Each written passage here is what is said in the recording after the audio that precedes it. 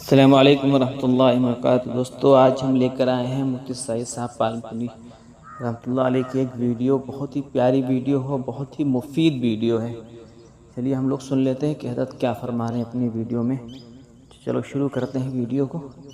گریں گے تاج قدموں میں نبی کا بن کے۔ اس سے حنفیہ کے یہاں حرمت مساہرت آتی ہے، دوسرے تین ائمہ کے یہاں حرمت مساہرت نہیں آتی۔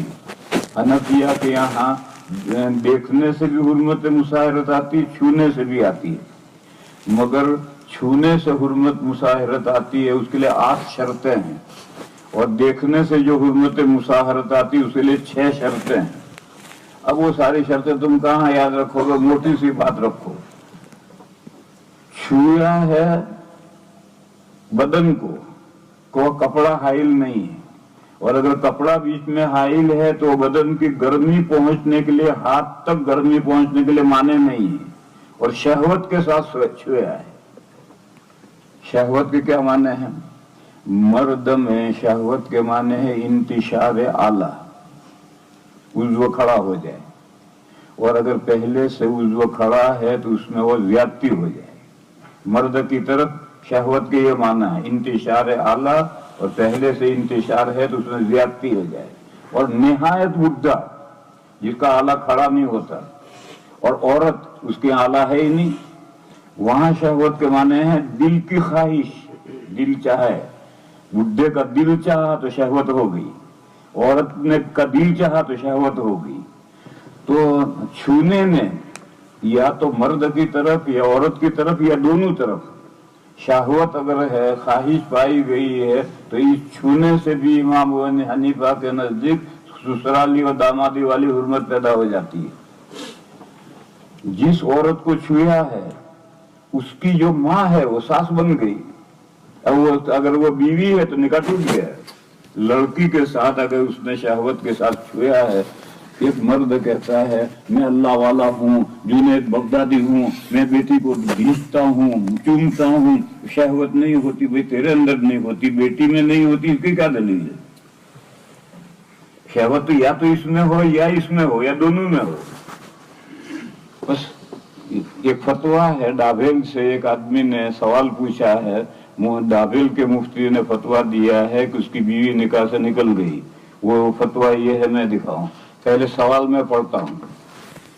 میری 2 لڑکیاں ہیں، ایک کی عمر 7 سال اور دوسری 19 سال کی ہے۔ بڑی لڑکی کی شادی ہو چکی ہے، شادی ہوئے 4 مہینے ہوئے ہیں۔ مجھے دونوں لڑکیوں سے بہت پیار ہے، دونوں کو بہت چاہتا ہوں، اس کی کوئی حد نہیں، اور بڑی لڑکی شادی ہو جانے کی وجہ سے مجھ سے دور چلی جاتی ہے۔ وہ مجھ سے ذرا بھی دور جاتی ہے تو مجھے سنا سنا لگتا ہے، اور میں اسے پیار میں گال اور پیشانی پر بوسے بھی دیتا ہوں، اور اس کے بدن پر ہاتھ بھی پھیرتا ہوں۔ اتنا سب کرنے کے باوجود میری نیت میں ذرا بھی کھوٹ نہیں ہے۔ اس کی نیت تو جانتا ہے، لیکن دوسری طرف لڑکی کی نیت میں کھوٹ ہے یا نہیں تجھے کیا پتا؟ میری نیت میں ذرا بھی کھوٹ نہیں ہے، یہ تو میں خدا کو حاضر ناظر رکھ کر کہتا ہوں، میرے دل میں ایسی کوئی گندی حرکت یا کوئی شیطانی ہوس بالکل نہیں ہے، میرا دل بالکل پاک اور صاف ہے، یہ میں خدا کو گواہ رکھ کر کہتا ہوں۔ پھر بھی لڑکی کی ماں نہیں مانتی، اب مجھے کیا کرنا ہے؟ ہاں اتنا ضرور تھا کہ میں لڑکی کے اوپر سختی کرتا تھا، کیونکہ لڑکی کمزور تھی، اس لیے میں اسے سسرال میں کم رہنے دیتا تھا، وہ چاہتا تھا کہ شادی کا پہلا سال گزرنے تک وہ میرے گھر زیادہ رہے اور سسرال میں کم رہے۔ یہ سوال ہے۔ اچھا، سوال پورا نہیں ہوا ابھی۔ اور دوسری بات، اس کو پردے میں رہنے کو کہتا تھا، اور پاؤں میں مہندی لگانے کو منع کرتا تھا، اور ہاتھوں میں بائیں ہاتھ پر مہندی لگانے کو منع کرتا تھا۔ بس اتنی اس پر سختی کرتا تھا، تو یہ سختی لڑکی اور اس کی امی کو بالکل پسند نہیں تھی، تو اس کے بارے میں گھر میں اکثر جھگڑا ہوتا رہتا تھا۔ اب میری بیوی کہتی ہے کہ اپنا نکاح نہیں رہا، اور میں قسم خدا کی قسم کھا کر کہتا ہوں کہ میری نیت میں ذرا بھی کھوٹ نہیں، اور میں نے کبھی ایسا سوچا بھی نہیں تھا، پھر بھی میری بیوی اور میرے سسرال والے ماننے کو تیار نہیں، تو اب مجھے کیا کرنا چاہیے؟ ये सवाल हुआ। जवाब, पूछी हुई सूरत में आपको अपनी बेटी के गाल और पेशानी पर बोसा देने की वजह से आपकी बीवी आप पर हराम हो चुकी है। तख्तावी अल-दुर्रुल मुख्तार जिल्द 2 सफ़ा 17, शामी हिस्सा 2 सफ़ा 306, फतवा महमूदिया जिल्द 3 सफ़ा 242। अब आप पर जरूरी है कि बीवी को ये कहकर कि मैंने तुमको छोड़ दिया अलहदा कर दे। इस्लामी कानून सफ़ा 237। इसके बाद बीवी इद्दत गुजार कर दूसरे मर्द से निकाह कर सकती है। ये याद रहे कि वो आपके वास्ते हमेशा के लिए हराम हो चुकी है। आइंदा आप कभी उससे निकाह नहीं कर सकते। वल्लाहु आलम बिस्सवाब। मुफ्ती अहमद साहब खानपुरी, ये हिंदुस्तान के बड़े मुफ्तियों में से हैं। इस वक्त जो हिंदुस्तान में चंद बड़े मुफ्ती हैं उनमें से मुफ्ती अहमद खानपुरी का शुमार है। अल्लाह ताला उनकी उम्र दराज करे। बहुत अल्लाह के बहुत फिक़ा की बहुत आला सलाहियत है। उनका ये फतवा है और बिल्कुल हर्फ बहर्फ सही है।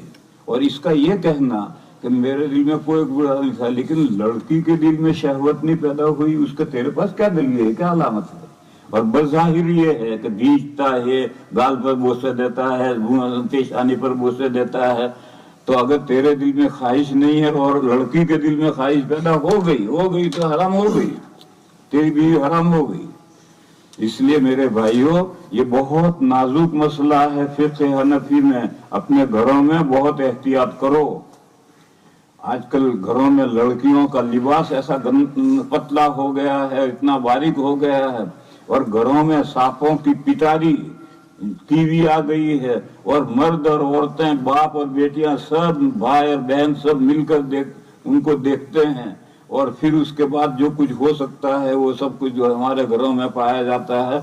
इसलिए मेरे भाइयों, इस पर बहुत एहतियात करने की जरूरत है। मेरे 11 लड़के हैं, सबकी शादियां शुरू हैं, उनके सबके घर हैं। मैं आज तक किसी लड़के के घर में गया ही नहीं। अगर कभी जरूरत पड़े तो बाहर खड़ा रखकर इजाजत लूंगा, और इजाजत मिलेगी तो अब लड़के के घर में दाखिल होऊंगा। उसके अलावा मैं किसी लड़के के घर में दाखिल नहीं होता। इसलिए इसमें बहुत एहतियात करने की जरूरत है। घर में बच्चियां हैं या बहुएं हैं तो बहुत एहतियात करने की जरूरत है। अगर बहू के साथ गड़बड़ हो गई तो वो बहू बेटे पर हराम हो जाएगी, और बेटी के साथ गड़बड़ हो गई तो बीवी शौहर पर हराम हो जाएगी। और ये फतवा बिल्कुल सही है। और उसका ये कहना कि मैं तो अल्लाह वाला हूँ, अरे भाई तू अल्लाह वाला है, लेकिन जिसको तू बीच रहा है उसके दिल में ख्वाहिश नहीं पैदा हुई, इसकी क्या दलील है? बज़ाहिर तो ये है कि तेरे अंदर अगर नहीं ख्वाहिश पैदा हुई तो उसमें हुई, और किसी भी एक में ख्वाहिश पैदा हो जाए तो हुर्मत आ जाएगी। यही सूरत हाल यहाँ है। औरतों में जो पढ़ी लिखी नहीं होती, अच्छे घराने में तरबियत पाई हुई नहीं होती, उन औरतों में पाकी नापाकी के मसले में बहुत बेएहतियाती होती। वो मशहूर किस्सा है कि औरतें रमजान का चांद, किसी महीने का चांद देख रही हैं, और औरतों की ये आदत है कि वो उंगली नाक पर रखेंगे, यूं कहेंगे ओ राजान। तो सब औरतें चांद देख रही है। एक औरत ने कि उंगली पर बच्चे का पखाना लग रहा है, वो धोना भूल गई। अब वो चांद देख ये रहा हो रहा, मगर अब के बहुत सड़ा हुआ निकला है। वो बदबू सूंघ रही कि बड़ा सड़ा हुआ चांद निकला है। तो उनको उनकी उंगली पर पखाना लग रहा वो भी नजर नहीं आया। ऐसी सूरत में औरत ने तन्हाई में पानी इस्तेमाल किया है, उसको मर्द इस्तेमाल करेगा तो हो सकता है तबीयत में वसवसे पैदा हो कि अल्लाह जाने उसे छींटे अंदर गिराए होंगे, अल्लाह जाने उसने हाथ पाक करके अंदर डाला होगा या नापाक भी डाल दिया होगा। ये अल्लाह जाने कितने दिमाग में आएंगे और उससे वसवसे पैदा हो। लिहाजा इन वसवसों का सुराख बंद करने के लिए ये ममानियत है। और हजरत उम्मे सलमा ने भी यही बात कही है कि अगर औरत समझदार है, पढ़ी लिखी है, अच्छी तरबियत पाई हुई है, पाकी नापाकी के मसाइल को समझती है, तो मियाँ बीवी साथ नहा सकते हैं। और अगर फूहड़ है तो फिर उस औरत को पानी अलग दो, तू भी अलग नहा, मैं अपना अलग नहाऊं। تو یہ جو ممانعت ہے کہ عورت کا بچا ہوا مرد نہ استعمال کرے، وہ اس سد ذریعہ کے لیے ہے. یہ بات آخری باب میں جو حدیث ہے اس سے سمجھ میں آئی کہ حضرت میمونہ کا بچا ہوا حضور نے استعمال کیا. کیوں؟ یہ سمجھدار ہے، یہاں کوئی وسوسہ کا سوال ہی نہیں. بعض عورتیں مردوں سے زیادہ سمجھدار ہوتی ہیں پاکی ناپاکی کے مسئلے میں. مرد پوہڑ ہوتا ہے، بعض جگہ ایسا بھی ہوتا ہے. تو اگر ایسا ہو مرد زیادہ پاکی ناپاکی کے مسائل نہیں جانتا تو پھر اس کا بچہ ہوا عورت کو نہیں استعمال کرنا چاہیے، جو عورت کی طبیعت میں وسوسے پیدا ہو. لیکن اگر مرد بھی پاکی ناپاکی کے مسائل جانتا ہے، عورت بھی جانتی ہے، تو پھر اس کا یہ استعمال کر سکتے ہیں، پھر کوئی طبیعت میں وسوسہ نہیں پیدا ہوگا. بہرحال سمجھنے کی بات یہ ہے کہ درمیانی باب میں جو ممانعت ہے وہ سد ذریعہ کے لیے ہے، وسوسوں کا سوراخ بند کرنے کی.